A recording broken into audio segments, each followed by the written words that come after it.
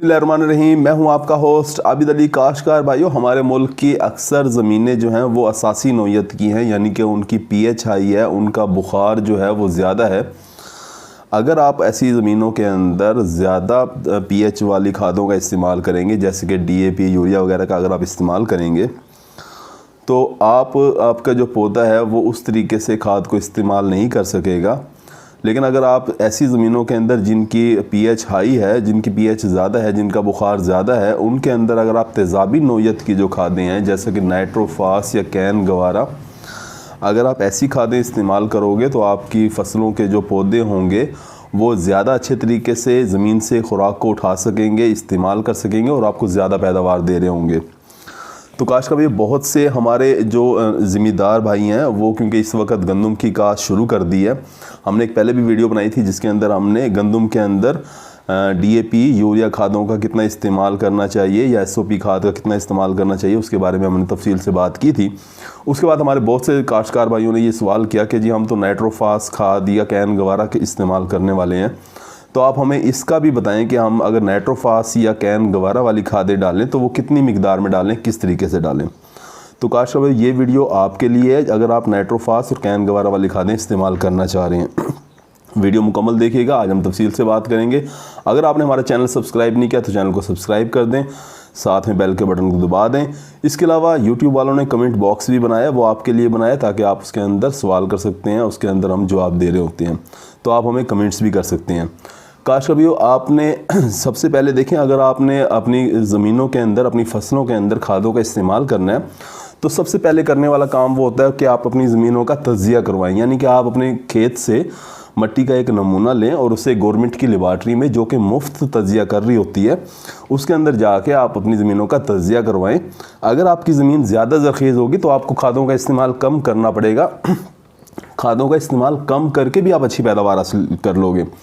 और अगर आपकी ज़मीनें कमज़ोर होंगी तो आपको नॉर्मल लोगों से ज़्यादा खादों का इस्तेमाल करना पड़ेगा, क्योंकि आपकी ज़मीन की भूख ज़्यादा है, आपकी फसलों की भूख ज़्यादा होगी। तो काश्त भाई, सबसे पहले तो अपना तज्ज़िया करवाएं अपनी ज़मीनों का।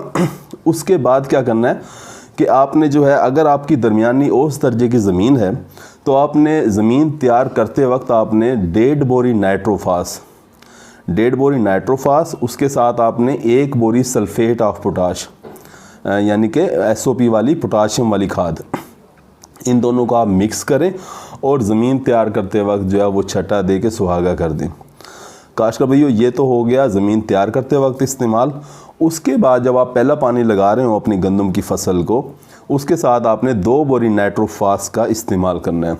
2 बोरी नाइट्रोफास खाद आप पहले पानी के साथ इस्तेमाल करोगे और उसके बाद आधी बोरी जो है कैल्शियम अमोनियम नाइट्रेट, जिसे हमारे जो ज़िम्मेदार भाई हैं वो कैन गवारा कह रहे होते हैं, तो आधी बोरी कैल्शियम अमोनियम नाइट्रेट की वो आप दूसरे पानी के साथ इस्तेमाल करोगे तो आपकी खादों का इस्तेमाल जो है वो मुकम्मल हो जाएगा।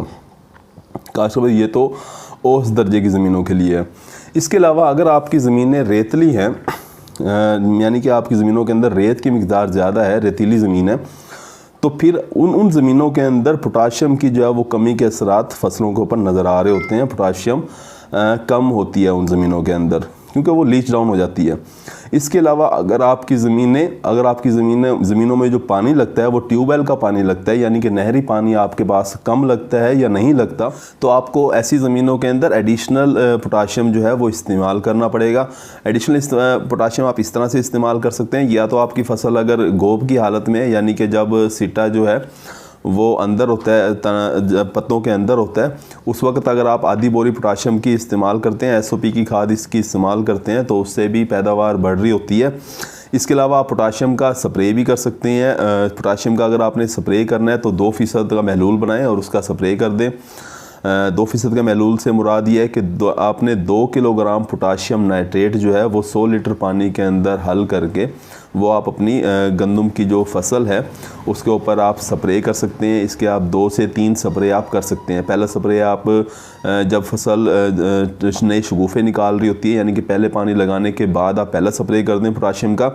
दूसरा स्प्रे जो है वो आप गोब की हालत में कर दें जिस वक्त सिट्टा जो है वो पत्तों के अंदर होगा। और तीसरा पोटाशियम नाइट्रेट का स्प्रे जो है वो आप जब दाना बन रहा होता है, जब मिल्क स्टेज यानी कि जब दाने को दबाएं तो दूध निकल रहा होता है, उस वक्त आप तीसरा पोटाशियम का स्प्रे कर सकते हैं।